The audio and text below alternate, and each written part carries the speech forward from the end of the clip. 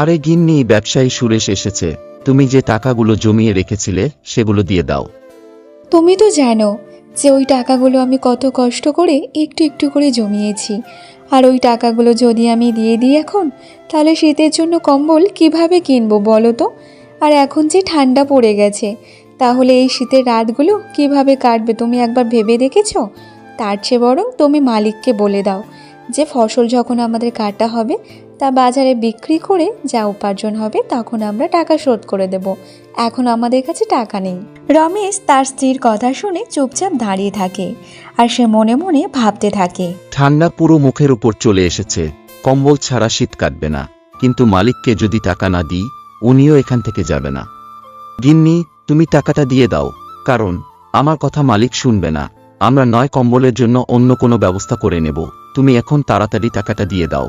এখন যদি মালিককে টাকাটা না দিই, মালিক আমার কোনো কথাই শুনবে না। কিভাবে অন্য কোনো ব্যবস্থা করবে আমাকেও বলো, আমিও একটু শুনি যে তুমি কি ব্যবস্থা করতে চাইছো। জানি না এই মালিক যে এখনো কত টাকা পাবে তা কে জানে। যতই টাকা দাও না কেন তবু যেন ওনার শোধ হয় না। আমি বলছিলাম যে কি, তুমি চাষবাস ছেড়ে অন্য কোনো দিনমজুরের কাজ করো। তুমি মাঠে এত পরিশ্রম করো তবু ভালো উপার্জন হয় না, তার উপরেই ধারের টাকা শোধ করতে হচ্ছে। ঠিক তখন পিছন থেকে ব্যবসায়ী সুরেশের আওয়াজ আসে, আরে রমেশ, তাড়াতাড়ি টাকা নিয়ে বাইরে আয়, আমার হাতে এত সময় নেই। তুই টাকা শোধ করবি কিনা বলে দে। গিন্নি, আমার কথাটা একবার শোনো। আমরা নয় কম্বলের জন্য অন্য কোনো ব্যবস্থা করব। তুমি তাড়াতাড়ি টাকাটা এনে দাও, না হলে মালিক অনেক রেগে যাবে। আচ্ছা দিচ্ছি, একটু দাঁড়াও, আমি এক্ষুনি টাকা নিয়ে আসছি। শিউলি যেই টাকাগুলো কম্বলের জন্য একটু একটু করে জমিয়ে রেখেছিল সেই টাকাগুলো বের করে রমেশকে দিয়ে দেয়। জানি না এই মালিকের টাকা কবে শোধ হবে। তার চেয়ে তুমি একটা কাজ করো, তুমি যে চাষবাস করা বন্ধ করে দাও, তুমি কোনো দিনমজুরে কাজ করো, তাহলে তো ভালোভাবে আমাদের সংসারটা চলবে। আর দিনমজুরে কাজ করে করে তুমি ধার নেওয়া টাকাও শোধ করে দিতে পারবে ভালোভাবে। শিউলি কিছু টাকা জমিয়ে রেখেছিল একটা কম্বল কেনার জন্য, আর আজ সেই টাকা তাদের কাছ থেকে চলে যায় সেই মালিকের কাছে। এই নিন মালিক, আপনার টাকা। আমার কাছে এই টাকাই ছিল। আরে রমেশ, এখানে তো পুরো টাকার হাফ টাকাও পর্যন্ত হবে না, আমার পুরো টাকাটা চাই। মালিক, এখন তো আমার কাছে আর টাকা নেই। আমি ফসল তোলার পর বাকি টাকাটা দিয়ে দেব। এখন আমার কাছে যতটুকু টাকা ছিল আমি আপনাকে দিয়ে দিলাম। ঠিক আছে, তাহলে আমি ফসল কাটার পর টাকা নিতে আসবো। আর ওই সময় আমার পুরো সব টাকাটাই চাই, তা না হলে তোর জন্য ভালো হবে না। এইসব বলে সুরেশ ওখান থেকে টাকা নিয়ে চলে যায়। তারপর রমেশ একটা বড় শ্বাস ফেলে বলতে থাকে, যাক বাবা, এখন তো কিছুদিনের জন্য হলেও এনার হাতে থেকে বাঁচলাম। রমেশ একটা গরিব পরিবারের ছেলে ছিল। সে জমিতে চাষবাস করে সংসার চালাতো। রমেশের জমিতে চাষবাস করার জন্য সে ব্যবসায়ী সুরেশের কাছ থেকে কিছু টাকা ধার নিয়েছিল, কিন্তু লোভী সুরেশ সেই ধারের টাকাতে সুদ লাগিয়ে টাকা আরও দ্বিগুণ বেশি বাড়িয়ে দেয়। আর ওই টাকা শোধ করতে করতে রমেশের হাল খারাপ হয়ে যায়। এমনভাবে বেশ কিছুদিন কেটে যায়। বকুলপুর গ্রামে শীতের আগমন শুরু হয়ে গিয়েছিল। ধীরে ধীরে পুরো গ্রামে ঠান্ডা ছড়িয়ে পড়ে। আর ওই গ্রামে এক টুম্পা কাকিমা থাকতো। ওনার পরিবারে কেউ ছিল না। টুম্পা কাকিমা গোবর থেকে ঘুঁটে বানিয়ে তা গ্রামে গ্রামে বিক্রি করতে নিয়ে যেত। ওখান থেকে যা রোজগার হতো তাতে ওনার ভালোভাবে সংসার চলে যেত।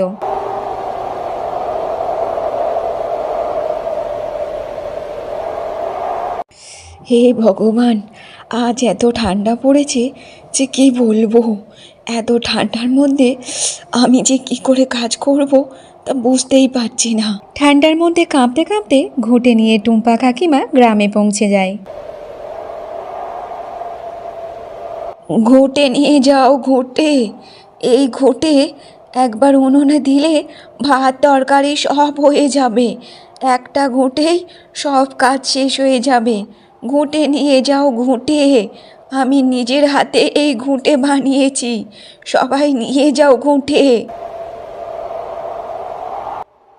আজ তো কেউ ঘুঁটে নিতে আসছে না। আর এদিকে খুব ঠান্ডাও লাগছে। মনে হচ্ছে আজ কালী হাতে বাড়ি ফিরে যেতে হবে। কিন্তু বাড়ি যাব কিভাবে? ঘরে যে খাওয়ার মতো চাল ডাল কিছুই নেই। আর যদি কেউ ঘুঁটে কেনে তাহলে হাতে টাকা পয়সা আসবে, কিন্তু টাকা পয়সা ছাড়া চাল ডাল কিভাবে নিয়ে যাব?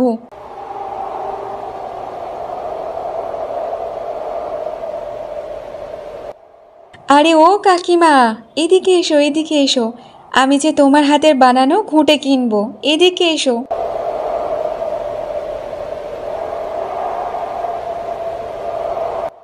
বাপরে বাপ, বাইরে এত ঠান্ডা পড়েছে। কাকিমা, তুমি তাড়াতাড়ি ঘুঁটেগুলো আমাকে দিয়ে দাও। বাইরে বেশিক্ষণ দাঁড়িয়ে থাকা যাবে না, এই ঠান্ডায় হাত পা জমে যাবে পুরো। হ্যাঁ মা, এক্ষুনি দিচ্ছি।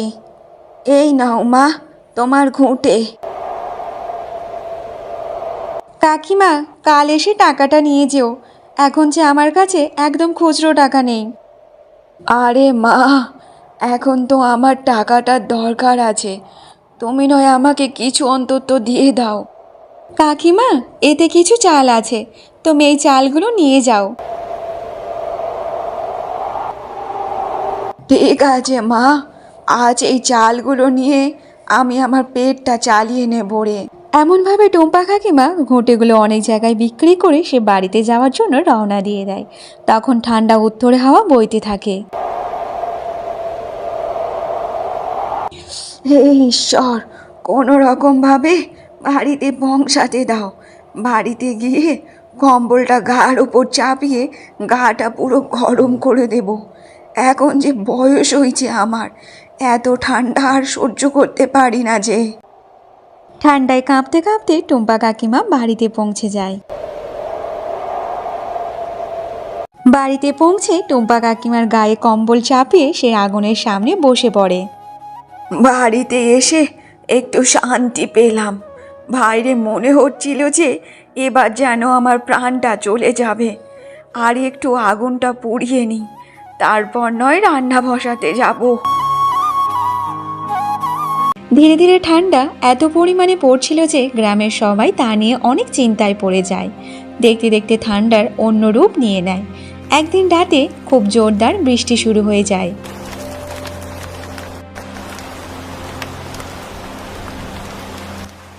হে ঈশ্বর, এই ঠান্ডার মধ্যে আবার এত বৃষ্টি হচ্ছে। এবার তো এই ঠান্ডায় আমাদের জীবন নিয়ে নেবে। এবার থেকে ঘরের মধ্যে সারাক্ষণ আগুন জ্বালিয়ে থাকতে হবে।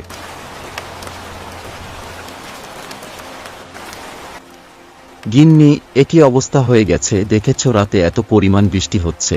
আর এমনভাবে বৃষ্টি হতে থাকলে তাহলে আমাদের ফসল সব নষ্ট হয়ে যাবে।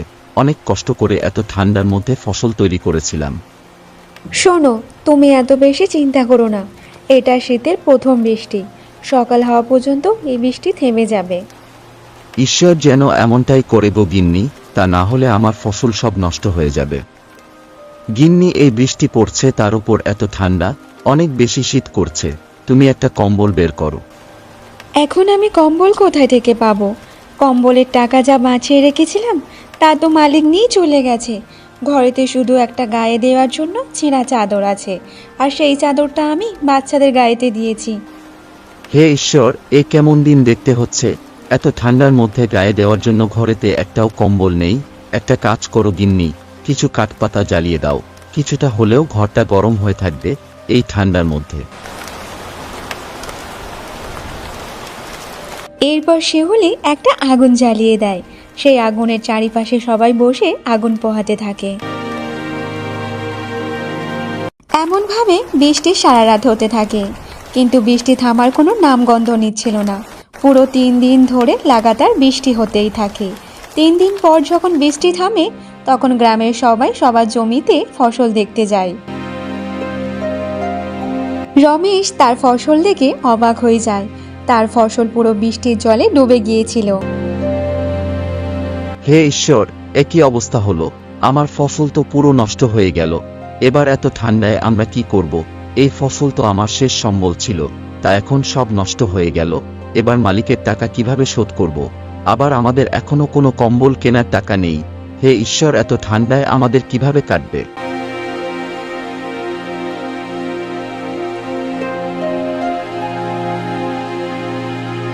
গিন্নি, আজ ঘরে আগুন জ্বালাওনি কেন? আজ তো ঠান্ডার সাথে সাথে উত্তরে হাওয়াও জোরদার দিয়েছে। আগুন তো জ্বালিয়েছিলাম, কিন্তু জ্বলতে জ্বলতে আগুন নিভে গেছে। আর এত ঠান্ডার মধ্যে বাচ্চাদের অবস্থা অনেক খারাপ হয়ে গেছে। তারপর শিউলি আগুন জ্বালিয়ে সবাই চারজন একসাথে আগুন পোহাতে থাকে। কি গো, তোমাকে এত চিন্তার মধ্যে লাগছে কেন? কি হয়েছে বলো না? সব কিছু ঠিকঠাক আছে তো? কি বলবো গিন্নি, সব ফসল এই বৃষ্টির জলে নষ্ট হয়ে গেছে, আর কিছু বেঁচে নেই। আমি সেদিন তোমাকে কতবার করে বারণ করেছিলাম যে টাকাটা দিও না এখন। এবার এত ঠান্ডার মধ্যে কম্বল ছাড়া শীতের রাতগুলো কেমনভাবে কাটবে সে খেয়াল কি তোমার আছে? আবার এদিকে ঘরের জানালা ভাঙা, সেই জানালা দিয়ে ঠান্ডা হাওয়া ভিতরে চলে আসে। আর এই ঠান্ডায় বাচ্চাদের অবস্থা খারাপ হয়ে গেছে। একমাত্র এই আগুনই আমাদের সাহারা। আবার ধীরে ধীরে এই কাঠগুলো শেষ হতে যাচ্ছে। মনে হচ্ছে এবার এই ঠান্ডায় আমাদের প্রাণটাই চলে যাবে। চিন্তা করো না গিন্নি, আমি এক্ষুনি জঙ্গলে গিয়ে কিছু কাঠ নিয়ে আসছি। না না, এখন তোমাকে জঙ্গলে যেতে হবে না। বাইরে যে অনেক বেশি ঠান্ডা পড়েছে, তার সাথে হিমও পড়ছে। তুমি একটা কাজ করো, রামু কাকার বাড়ি থেকে কিছু কাঠ চেয়ে নিয়ে আসো। আর রামু কাকা তো সকলকে সাহায্য করে, আমাদেরকেও সাহায্য করবে নিশ্চয়ই। ঠিক আছে গিন্নি, আমি এক্ষুনি রামু কাকার বাড়িতে যাচ্ছি, আর কিছু কাঠ নিয়ে আসি, তাহলে এই রাতটুকু তো ভালোভাবে কাটবে। এই বলে রমেশ রামু কাকার বাড়িতে যাওয়ার জন্য বেরিয়ে পড়ে। রমেশ রাস্তা দিয়ে যেতে যেতে তখন আচানক বরফ পড়তে শুরু করে। কখনো বৃষ্টি তো কখনো বরফ পড়তে থাকে। এবার কি শীত আমাদের জীবনটাই নিয়ে চলে যাবে নাকি?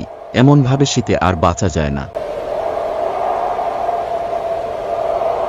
কোনো রকম ভাবে রমেশ রামু কাকার বাড়িতে পৌঁছে যায়। কাকা, আমাকে কিছু কাঠ দিতে পারবেন? এখন অনেক ঠান্ডা পড়েছে, আর রাতও হয়ে গেছে, তাই তো এত রাতে জঙ্গলে যেতে পারবো না। ঠিক আছে রমেশ, আমার কাছে কিছু মাত্র কাঠ আছে। আজকের রাতের জন্য এই কাঠগুলো নিয়ে যা, আর মনে করে কালকে সকালে জঙ্গলে গিয়ে কাঠ কেটে নিয়ে আসিস রে বাবা, কারণ আমার কাছে বেশি কাঠ কুটো নেই রে। ঠিক আছে কাকা, আজকে রাতের জন্য এই কাঠগুলো চলে যাবে। কাল সকালে আমি জঙ্গলে গিয়ে কাঠ কেটে নিয়ে আসব। রমেশ কাঠ নিয়ে বাড়িতে চলে যায়।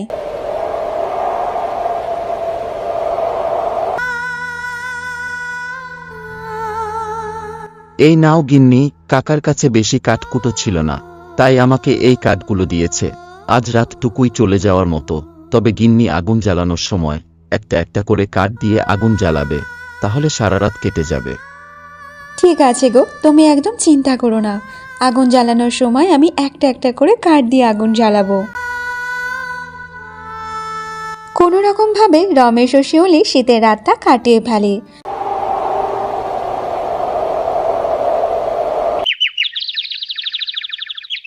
পরের দিন সকালে ব্যবসায়ী সুরেশ রমেশের বাড়িতে হাজির হয়। এ রমেশ, তুই কোথায়? তাড়াতাড়ি বাইরে এসে ধার নেওয়া বাকি টাকাটা শোধ করে দে। ঠান্ডা অনেক পড়েছে, এখানে আমি বেশিক্ষণ দাঁড়াবো না। রমেশ মন খারাপ করে ঘরে থেকে বাইরে বেরিয়ে আসে।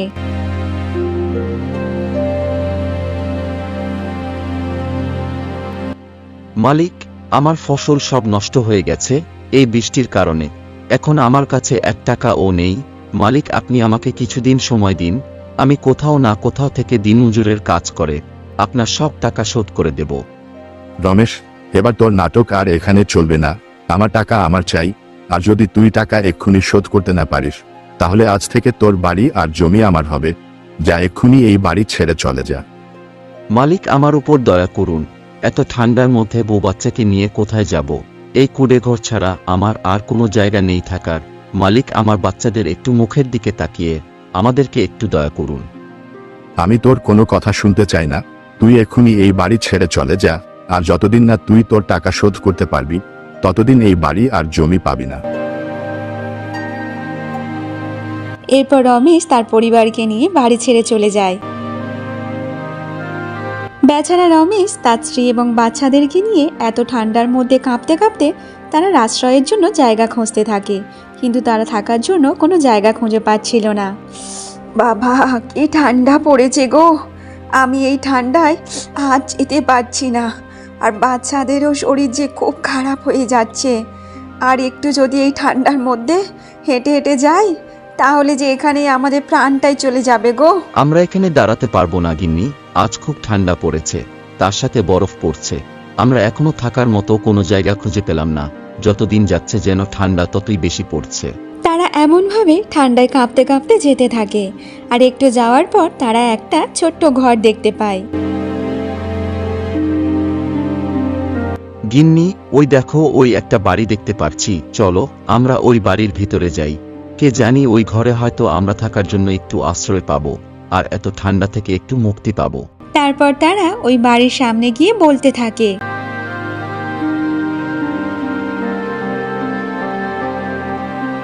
কেউ আছেন কি বাড়ির মধ্যে?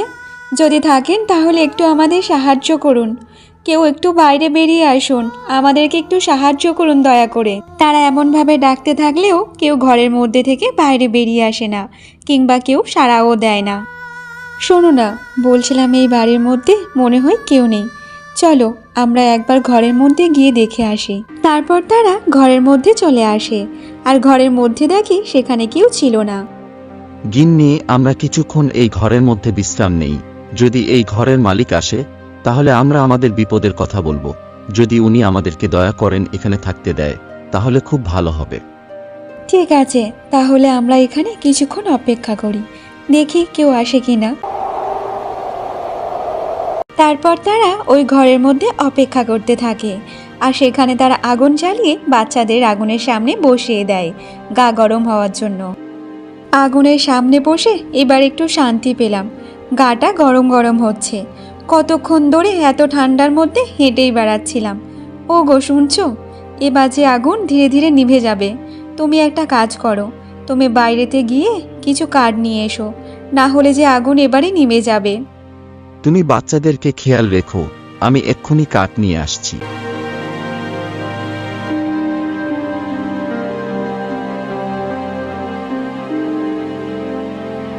এরপর রমেশ কাঠ খুঁজতে খুঁজতে অনেকটা দূর এগিয়ে গিয়েছিল। তখন সেখানে তার নজর যায় একটা বুড়ির ওপর। এত ঠান্ডার মধ্যে সেই বুড়িটা মাটিতে অজ্ঞান হয়ে পড়েছিল।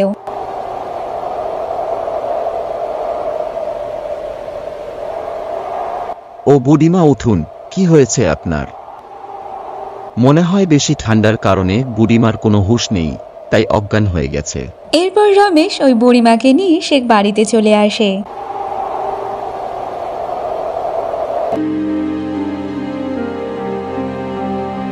কি গো, এ তুমি কাকে নিয়ে এসেছো? আর এনার কি হয়েছে? আমি জানি না ইনিকে, আমি এনাকে মাটিতে অজ্ঞান হয়ে পড়ে থাকতে দেখেছি, তাই তো এখানে নিয়ে চলে আসলাম। উনি একটু আগুনের সামনে থাক, এই আগুনের তাপে ওনার শরীর গরম হলে উনি আবার সুস্থ হয়ে যাবে। কিছুক্ষণ পর টুম্পা কাকিমার জ্ঞান আসে। আরে বাবা, কে তুমি? আমি তো বাড়িতেই আসছিলাম, আর এত ঠান্ডার মধ্যে হাত পা যেন পাথরের মতো জমে গেছিল, কোনো কাজ করছিল না। আচমকা মাটিতে মাথা ঘুরে পড়ে যায় বাবা, এরপর আমি কিছুই জানি না। আচ্ছা বুড়িমা, তার মানে এই বাড়িটা আপনার? আমি যখন আপনাকে মাটিতে পড়ে থাকতে দেখি তখন আপনাকে তুলে এখানে নিয়ে চলে আসি। কিন্তু বাবা, এখানে তুমি কেমন ভাবে এলে? আর তোমার সাথে তো পুরো পরিবারকে দেখছি। এরপর রমেশের সাথে হয়ে যাওয়া সব ঘটনা রমেশ টুম্পা কাকিমাকে খুলে বলে। হে ভগবান, ওই মালিক যে কতটা লোভী! এত ঠান্ডার মধ্যে তোমাকে আর তোমার বউ বাচ্চাদেরকে ঘরে থেকে তাড়িয়ে দিয়েছে। এতটুকু বাচ্চাদের মুখ চেয়ে তো দয়া করতে পারত। জানি না এই টাকাওয়ালা মানুষের মনে কেন দয়া মায়া থাকে না, তা কে জানে। বাবা, তুমি একটা কাজ করো, ওইখান থেকে ঘুঁটে নিয়ে এসে এই আগুনে ফেলে দাও, তাহলে আগুনটা আর নিভে যাবে না।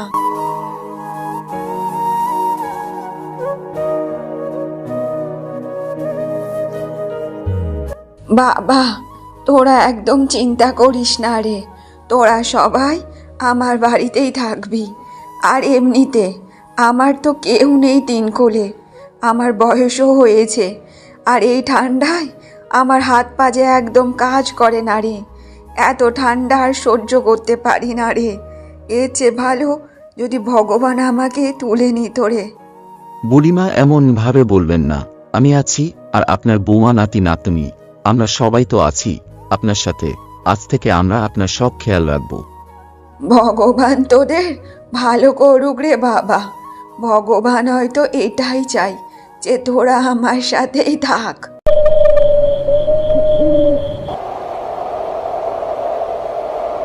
পরের দিন সকালে হালকা রোদ ওঠে। সেই রোদ দেখে গ্রামের সবাই অনেক খুশি হয়। সবাই সবার মতো বাইরে বেরিয়ে রোদ পোয়াতে থাকে। কি গো, দেখেছো বাইরে কত সুন্দর রোদ উঠেছে, আর কত দিন পর আজ এই রোদটা উঠেছে। মা চলুন আমরা একটু বাইরে বসে রোদ গায়ে মেখে নিই। এরপর সবাই বাইরে বসে রোদ পোহাতে থাকে। এতদিন পর শরীরে একটু রোদের তাপ পেয়ে শরীরটা পুরো চাঙ্গা হয়ে গেল। শরীরে যে হাতে শক্তি বল পাচ্ছি। ঠিক আছে, এখন আমি যাই রে। গ্রামে গ্রামে আবার ঘুঁটেগুলো যে বিক্রি করতে হবে। মা তুমি বাড়িতে থাকো, আজ আমি ঘুঁটে নিয়ে বিক্রি করতে বেরোবো। ঠিক আছে বাবা, তুই যদি ঘুঁটে বিক্রি করতে চাস তাহলে যা। এরপর রমেশ ঘুঁটেগুলো নিয়ে বিক্রি করার জন্য বেরিয়ে পড়ে। তারপর গ্রামে গ্রামে রমেশ ওই ঘুঁটেগুলো বিক্রি করতে থাকে। এত ঘুঁটে বিক্রি করে এত কম টাকা পেয়েছি, এই টাকায় কোনো কিছু হবে না, আমাকে অন্য কোনো কাজ করতে হবে। ঘুঁটে বিক্রি করে সেই টাকা দিয়ে রমেশ কিছু হাট বাজার করে নিয়ে বাড়িতে আসে।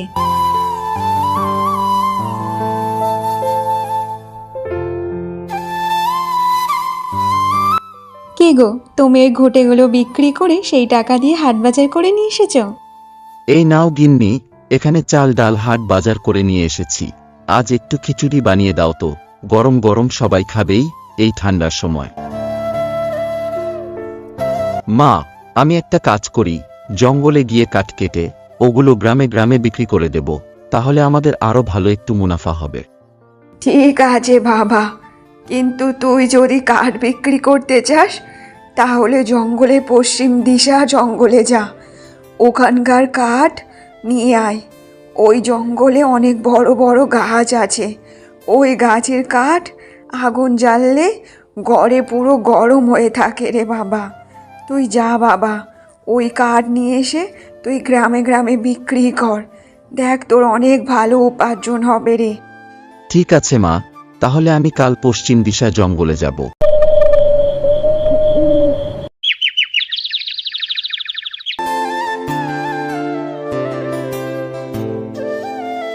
এরপর রমেশ হাঁটতে হাঁটতে অনেকটা জঙ্গলের ভিতরে চলে যায়।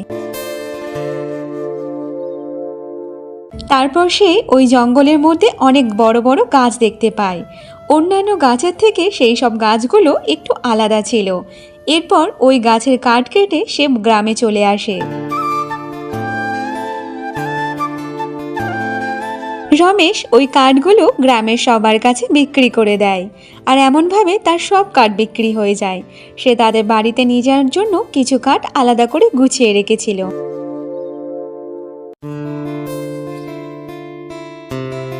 গিন্নি, আজ সব কাঠ বিক্রি হয়ে গিয়েছে, আর এই কাঠগুলো আমাদের জন্য আমি আলাদাভাবে রেখে দিয়েছিলাম। আর আজ অনেক ঠান্ডা পড়েছে, তুমি এই কাঠগুলো দিয়ে একটু আগুন জ্বালিয়ে দাও, তাহলে আমার শরীরটা একটু গরম হবে। ঠিক আছে গো, তুমি এসে ঘরে বসো, আমি এক্ষুনি কাঠগুলো দিয়ে আগুন জ্বালিয়ে দিচ্ছি। এরপর শিউলি ওই কাঠগুলো দিয়ে আগুন জ্বালিয়ে দেয়। এরপর কিছুক্ষণের মুহূর্তে ঘর পুরো গরম হয়ে গিয়েছিল। না জানি ওই কাঠগুলোর মধ্যে কি এমন জাদুই শক্তি ছিল যে জ্বালানো মাত্র পুরো ঘর গরম হয়ে গিয়েছিল। বাইরে অনেক ঠান্ডা হাওয়া দিচ্ছিল। জানলা দরজা দিয়ে যখন হাওয়া আসে তখন ওই আগুনের তাপে সেই হাওয়া পর্যন্ত গরম হয়ে যায়। এমনভাবে তাদের শীতের রাত খুব ভালোভাবেই কাটে। পরের দিন সকালে রমেশও জঙ্গল থেকে আবার কাঠ কেটে গ্রামে বিক্রি করতে নিয়ে আসে।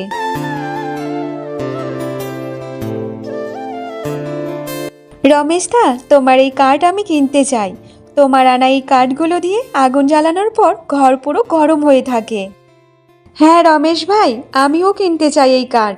এই কাঠগুলো জ্বালানোর পর ঘর পুরো গরম হয়ে থাকে, সারা রাত তো গায়ে কম্বল দেওয়ারও দরকার হয় না।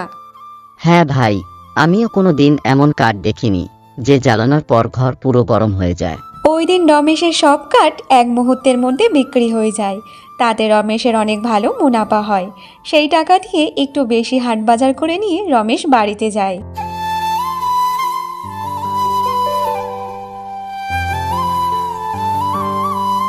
মা, ওই কাঠগুলো সব বিক্রি হয়ে গেছে ভালোভাবে, আর মুনাফাও খুব ভালো হয়েছে। কাঠ নিয়ে যখন গ্রামে গিয়েছি তখন গ্রামের সবাই কাঠ নেওয়ার জন্য লাইন পড়ে গিয়েছে। এবার আমি ওই কাঠ বিক্রি করে ভালো টাকা উপার্জন করে নেব। হ্যাঁ রে বাবা, ওই জঙ্গলের বেশিরভাগ গাছ অনেক পুরনো গাছ রে বাবা।